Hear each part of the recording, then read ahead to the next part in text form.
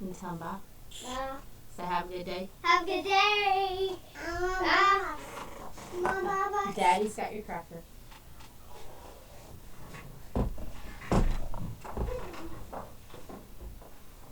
Alright.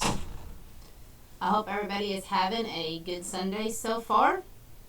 And we are going to continue on with our next fruit of the Spirit, which is kindness. And I'm using a different camera today, and I'm probably going to be looking in all the wrong directions. So just bear with me or don't look at me. That works too. But we're doing the kindness spirit today. And I want to start off with, I don't think I've read this since our first week, and we are 5 weeks into it. So I'm going to start off with where we got this verse from that started this devotional, or this series of devotionals. And it's Galatians 5:22. But the fruit of the Spirit is love, joy, peace, patience, kindness, goodness, faithfulness, gentleness, and self-control. This week we are going to talk about the fruit of the Spirit of kindness. Hopefully each week we are all seeing how each fruit builds upon one another, and without one fruit we can't have the rest. We started with love, then we added joy, then we added peace, then we added patience last week, and now we're going to add kindness. Kindness is an honest concern about other people. With kindness always comes a risk. The person may not appreciate what you did, or they may not show as much appreciation or thankfulness or as excitement that you expected them to give or that you might like. But still, even though those things happen, we cannot stop showing kindness. Kindness is simply one's willingness to become involved in another's need. Are we willing to be that type of person? Are we willing to get involved in a situation to show kindness, or are we going to walk away? We see the word kindness used in both the Old and the New Testament. One verse I want to mention is Colossians 3:12, and it says, "Put on then, as God's chosen ones, holy and beloved, compassionate hearts, kindness, humility, meekness, and patience." This verse tells us that we are God's chosen people, and we are to show kindness.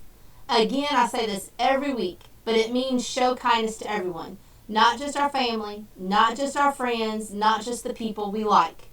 It's easy to show kindness to the ones we like, but what about to someone that we don't get along with? Or someone who has just hurt our feelings, or has done us wrong? Even though we may not want to show kindness to those people, we are called to as Christians. We all know people that are always kind. And I've always thought to myself, I wish I could be like that person.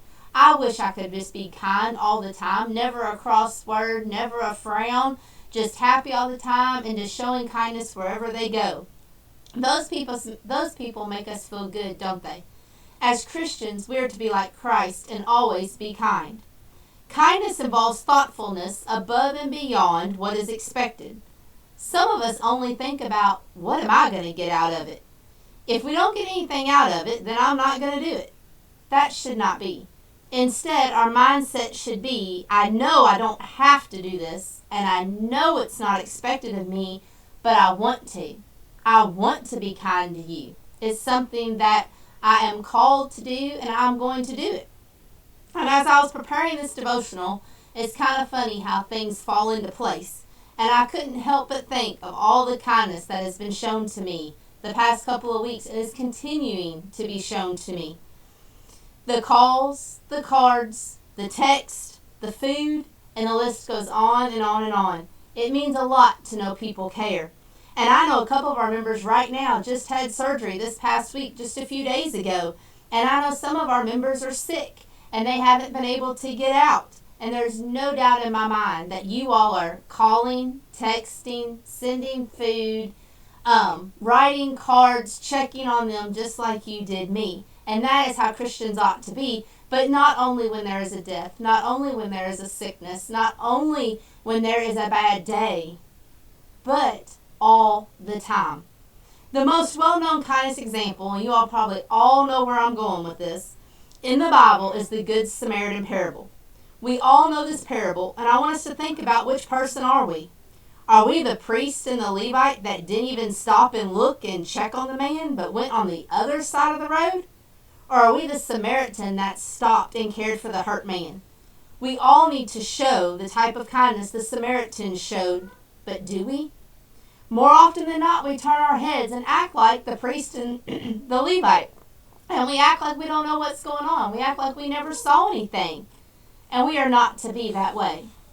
Another part of the story that stands out to me is that the one who helped the Samaritan, the one who stopped and helped the man, was the most hated person at that time.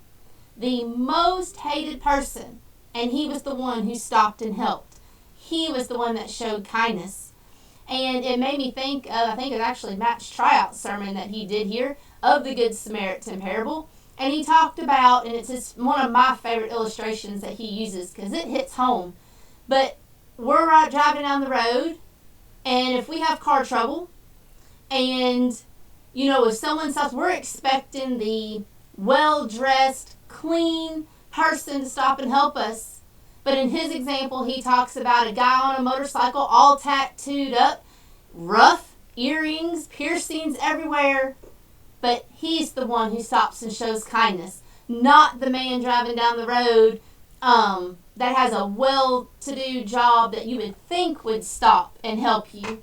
It's the ones you most likely think that are going to help you, that do help you.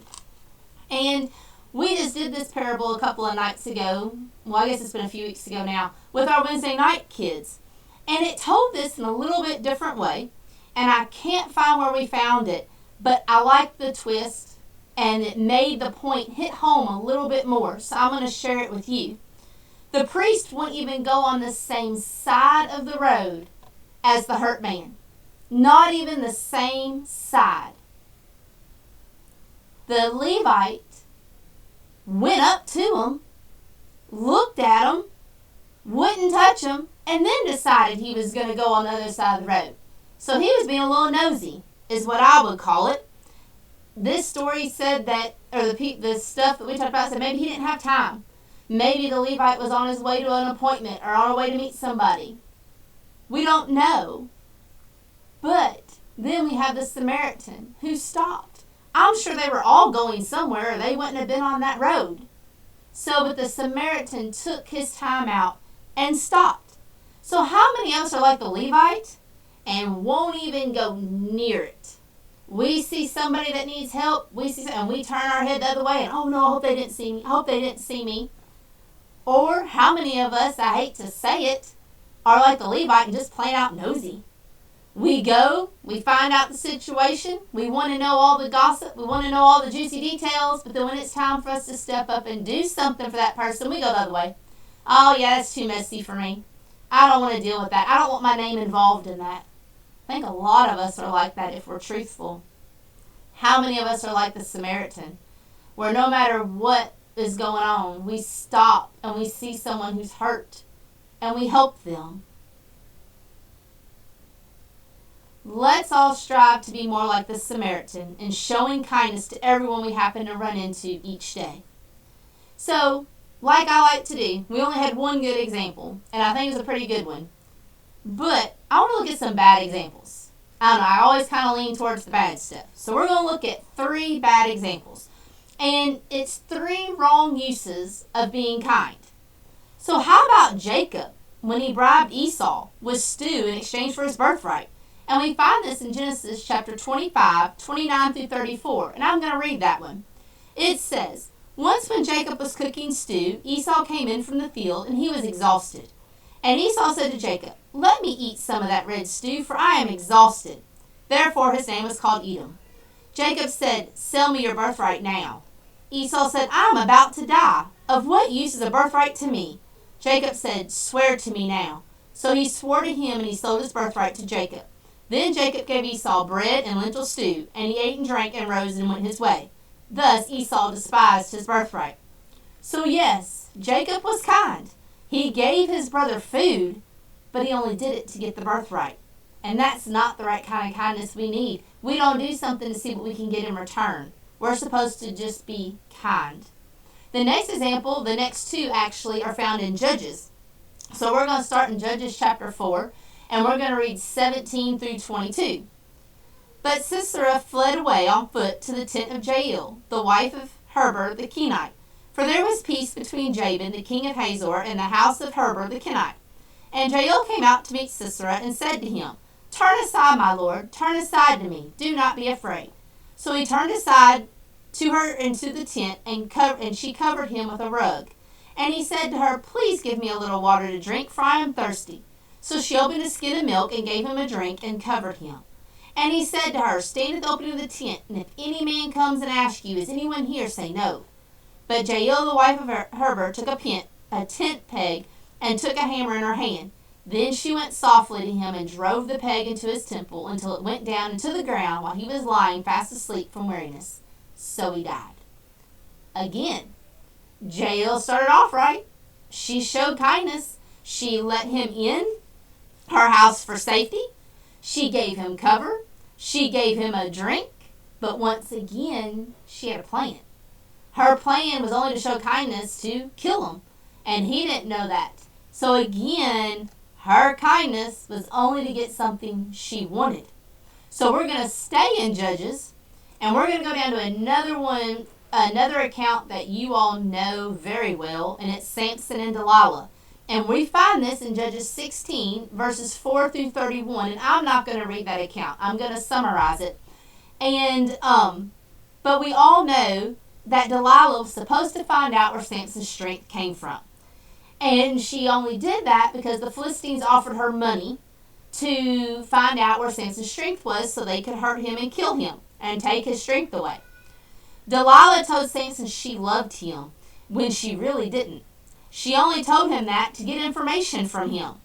We know Samson lied to her 3 times, but the 4th time he told Delilah the truth, and it cost him his hair, which is where his strength came from. Again, each time that Samson told her a lie, she'd come back, Oh, you don't love me, you don't love me. Why didn't you tell me? You're supposed to be, the person I'm in love with. I love you so much. She kind of built him up, made him feel guilty. And you would think that, hello, after the first time, okay, second time, maybe, third time, hello, she's out to get something. But Samson did. Samson was so in love with her, and I think of the phrase, love is blind. Apparently Samson was blind because he just fell into her trap. And he finally told her the truth. She came in, they cut his hair off, and he lost all of his strength. And we see Delilah here being nice to Samson, but why? Only to get the money from the Philistines. Only to get something that made her feel good. Something that benefited her. So the last person I want to talk about, obviously we're going to talk about Jesus. So I'm going to close this devotional by showing you how Jesus showed kindness and how we should all strive to be like Jesus. Jesus would reach out and show kindness to people when there was no reason why he should. He became involved in the lives of people who did not deserve his attention. He befriended the lonely and the unloving. He built relationships with the powerless and the unimportant people. Do we imitate Jesus? Do we reach out and show people kindness when they don't deserve it? Do we reach out and show kindness, period? Do we become involved in the lives of people that maybe are different than us, have a different living situation than we do, a different, I hate to say it, class of people? Or do we only talk to people who are in our status, or people who are rich, or who we think have the best lives? Forget about the one over here that is borderline poverty, making it paycheck to paycheck, working 2 or 3 jobs, and having kids and just trying to do everything. Who do we gravitate towards? Do we want to be seen with the people who maybe aren't as clean as we are? Who maybe don't look like we do, drive the same type of car we do, or not in the same class as we are? Or do we try to only be around the people that we're not ashamed to be around? Jesus didn't do that. Jesus was around everybody and showed kindness to everyone. Just like that Samaritan. He showed kindness to somebody who should have hated him, because Samaritans were hated. Are we like that person? Can we say the same things about ourselves as we can say of Jesus? Are we like him? Are we like Jacob, Jael, and Delilah, and only kind to others when we're going to get something in return? Or are we like Christ and are kind to everyone no matter what the outcome may be? Are we kind even though we may know we're not going to get that thank you card in the mail? Are we kind even though we didn't get the biggest hug ever and the expression or the excitement that we were expected to get? And I think some of that's normal. When you do something kind for somebody, human instinct, you want a thank you. You want to be recognized somehow. But there's just people out there that are just going to take it and run. And we can't let that get us down. We still have to show kindness no matter the outcome. And I think a lot of that falls into we're doing for others, not ourselves. We're not doing it for the gratification. We're not doing it so people say, oh, look what Paula did. Oh, look what Paula sent to my house. Or, oh, look who called me today. Or, oh, look, look what they bought me. This person brought food, but she brought me a whole buffet. How are we doing that? We just need to show kindness. And I will tell you, the past 2 weeks, most of you all know I have struggled. I have not, never, ever dreamed that it would be this hard. And just there hasn't been a day that's went by that someone hasn't sent a card. And that little bit of kindness, like I said last Sunday, or like was announced last Sunday morning in worship, the little bit of kindness that someone showed means a lot. And we do not know what someone is going through. And like we say all the time, I'm sure y'all heard it, if you go to Walmart, just a smile. If you go to the gas station, just a smile. Most of y'all are a lot friendlier than from where I'm from. And you're sitting at the gas pump, you don't dare talk to somebody in Louisville. You sit there, you pump your gas, and you go on. You don't say hi, bye, nothing. You're lucky if they hold the door open for you. Here, that's different. Every time we go get gas, Matt's talking to somebody. Or somebody's pulling up, and we don't know who they are. And it doesn't matter if they're white, black, young, old, they always speak. And 9 times out of 10, if we're at a store that the doors don't automatically open, someone is speaking, regardless of what they are. We should be that way. That little kindness sometimes means a lot, especially if you're in retail. You never know how that customer treated that cashier before you left. She could have just got done dealing with the nastiest customer. Show a little bit of kindness. Just say, hey, how was your day today? Or have a good day. I've taught my kids to tell everywhere we go, every cashier they see, have a good day. That may be the only thing they say to them, but it's always have a good day. Just that little bit of kindness. Let's strive to show kindness to one person a day. And I read something, I kind of chuckled to myself, but it's true. If we do one kind thing to one person a day, we may have changed 365 people's lives. And that sounds like a lot. But like I said, that's one text message a day, one phone call, one smile, one wave a day. Just think a day. And the ones who work in the school system, man, they need kindness right now with all that's going on. Everybody needs kindness with all that's going on. Just one smile, like I said, one wave. We never know how much being kind could turn someone's day around. As Christians, we should be known for our kind hearts, kind words, and kind deeds. We should be known for our kindness. Are we? I leave you today with this devotional thought. I hope this week we work on being kind. And I'm speaking to myself as well. So I hope you all have a great week, and I will see you all here next week.